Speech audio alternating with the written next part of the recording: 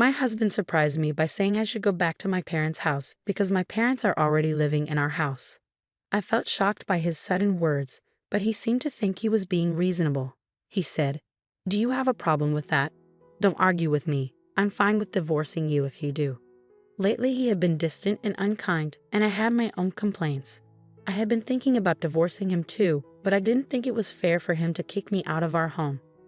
I thought to myself, I'm the one paying $1,800 for our expenses. Does he even remember that? As I looked at him in shock, he got angry and said, "Leave this house now. My parents won't feel good if you're here." I didn't really get why I had to go, but I said, "Okay, I'll take all my stuff with me." Once I agreed, he seemed happy and said, "Then do it," and walked away.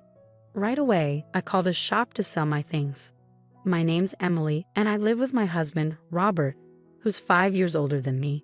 We met through mutual friends, and our first hangout turned into spending the whole day together. Robert mentioned he wanted to be a voice actor, and I was impressed by his deep voice. I've always liked soothing voices, so I felt drawn to him. It seemed like he felt the same because we exchanged numbers and decided to hang out more. Before we knew it, we were dating, even though we never really talked about it. I had just graduated from college and started working, so dating someone more mature seemed exciting. My friend Ashley was worried about the 5-year age gap, but I reassured her that it wasn't a big deal. I liked Robert a lot, and he felt the same about me, so I wasn't concerned. Eventually, Ashley agreed, trusting my judgment. Robert and I dated for about 3 years, and then he brought up the idea of getting married. I had already told my parents about him and his age, so they were excited to meet him. With their expectations in mind, I often wondered when he would propose. He ended up proposing during one of his usual visits to my apartment, where we just hang out and relax. It wasn't the most romantic setting, but it felt like something Robert would do, and I was okay with that. When he asked, I simply said, "Sure, let's get married." So maybe we were both a little casual about it. After that, we visited each other's parents, but I didn't really connect with Robert's parents. When we went to Robert's family home, it was filled with what looked like old-fashioned items, but they seemed to be fake. When we met Robert's parents, they were wearing expensive clothes and lots of flashy jewelry. They seemed like they were trying too hard to look rich. Our tastes and values were very different, and I didn't think we would get along. Robert's mom even made a rude comment about my appearance, which hurt my feelings. I was surprised that the parents of the man I wanted to marry acted like this.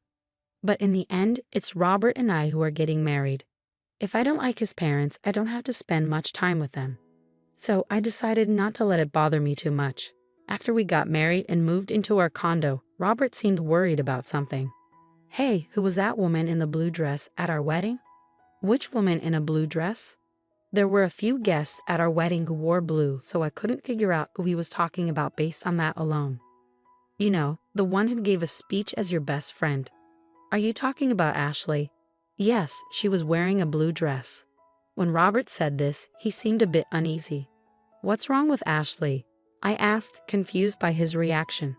"Oh, it's not a big deal. The other day, I thought I saw someone who looked like her when I was going to work. That's when I remembered she gave a speech as your best friend at the wedding." I was confused by Robert's sudden interest in Ashley and his flustered demeanor, but he just laughed it off and went to his room before I could ask more. A little while later, Ashley called me with some news. "Listen, Emily, my boyfriend's coming back to the US next year." Ashley had been dating her boyfriend since high school. They'd known each other since elementary school, but he moved away in middle school. They kept in touch through letters and finally reunited in high school when he confessed his feelings for her. I always loved hearing Ashley's love stories. Despite her boyfriend being away working at an international branch for a few years, they stayed close and communicated regularly. "Do you think he might propose once he's back, and then you guys will get married?" "Oh, Emily, you're always jumping to conclusions. Just make sure to invite me to the wedding.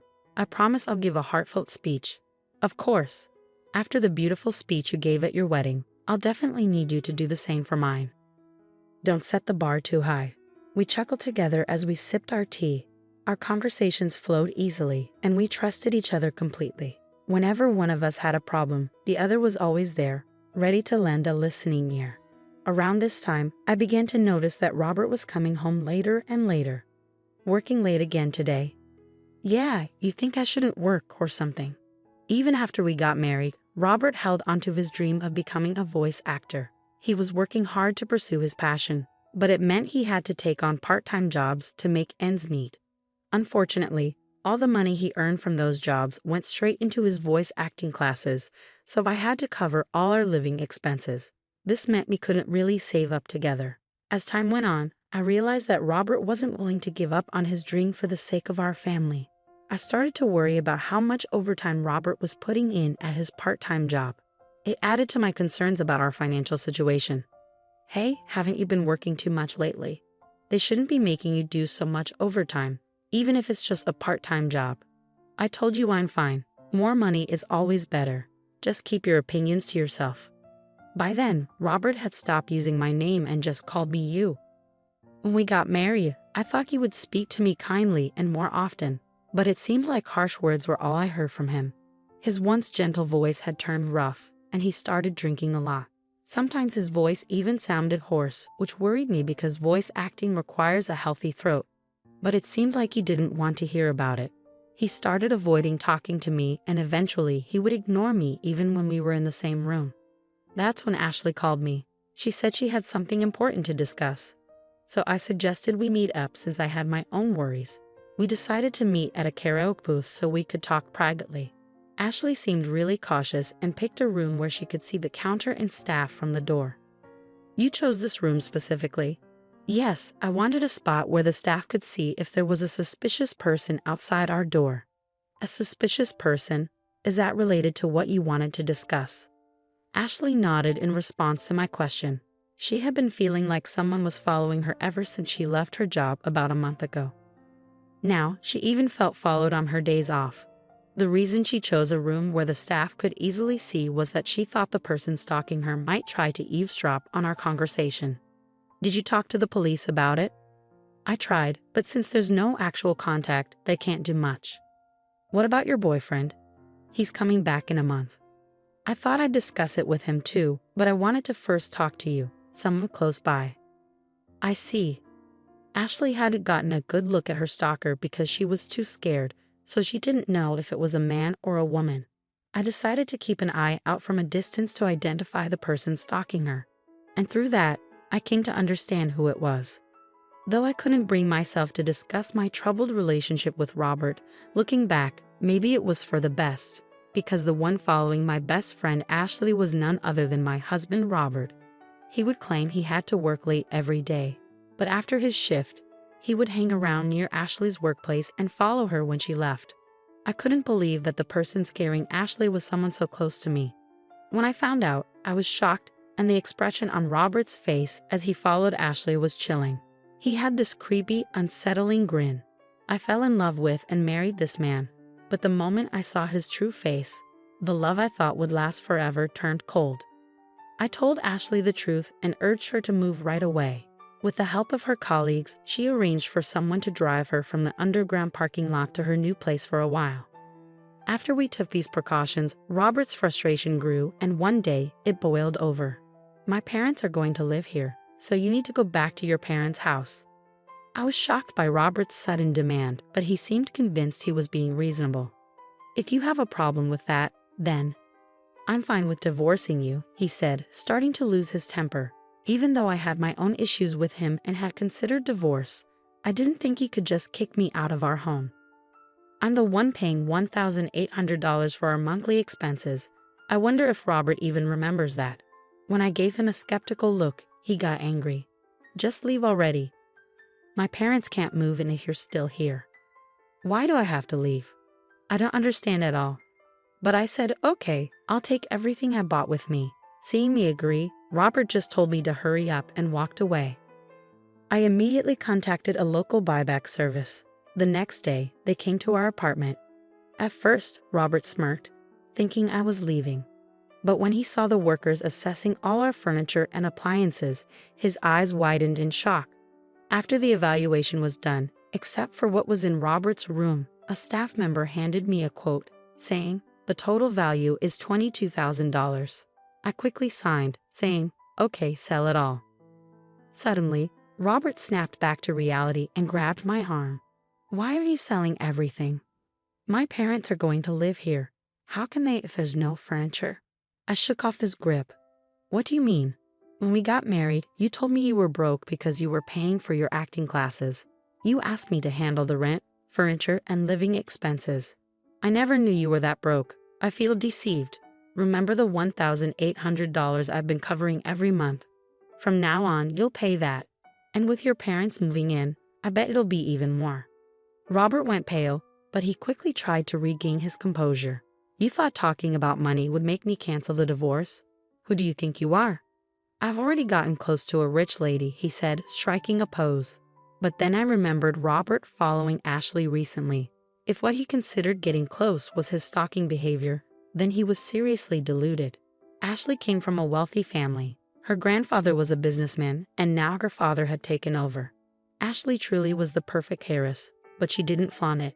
She spent money like me and our friends, and no one judged her based on her family's wealth. However, Robert seemed to have found out about Ashley's wealthy background and decided she'd be a better match. Could he possibly think that if two people are the same age, the wealthier one is better? That infuriated me. But Ashley would never marry Robert. Her high school boyfriend, whom she'd been dating for years, was coming back to the States soon. They would likely get married. I mentioned how Ashley felt really creeped out because someone had been stalking her every day. When Robert heard that Ashley found him creepy and that they weren't close, he was shocked. I always walked Ashley home, he said. You're lucky I didn't call the police, I replied. But I didn't know she had a boyfriend. He's been away. She'd pick me over someone she doesn't know. They've been writing letters since they were kids and talk almost every day. And unlike you, who's only had part-time jobs, her boyfriend is successful. Even her dad likes him. Robert looked really sad when I said all that. But when the people came to take away our stuff, he seemed to feel better. I guess you're all I've got now. You'll always support my dream of being a voice actor, won't you? He asked, trying to look cool. I gave him a cold stare and said sorry. I've already started divorce proceedings. Let's talk through our lawyers from now on. Robert, maybe thinking I still liked him, held on to me. Don't say that. Haven't we been getting along all this time? Getting along? When? Since you found out my best friend Ashley is rich, you've been distant and hanging out with her. Right after we got married, I realized I made a mistake. Robert started crying, even though he's older than me. Seeing him cry like a kid made me like him even less. I couldn't stand being near him anymore. Stop it. Oh, I also told your uncle we're getting divorced. Your uncle? You know he's tough, right? Well, I've been paying all the rent and bills until now. When I told your uncle I might leave, he said he'd make you work for him. That means I can't keep studying voice acting. You hardly practice anyway. Maybe it's time to face reality. And if you go near Ashley again, I'll call the police. Goodbye.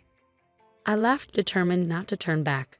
For now, I'll stay with my parents, but I might move closer to work if I find a good place. As for Robert, his uncle made him work at his company just like he said he would. Then Robert's parents, who were planning to live off him after he married Ashley, also moved in. They all ended up working for the uncle. It seems like taking advantage of people runs in their family. I'm just glad I got away from that toxic situation. Age doesn't matter much, but I'll be more careful choosing my next partner. On a brighter note, after things settled with Robert, Ashley invited me to her wedding. She introduced me to her long-term boyfriend, and I truly wished them happiness. My marriage didn't work out, but I hope Ashley's lasts a long time.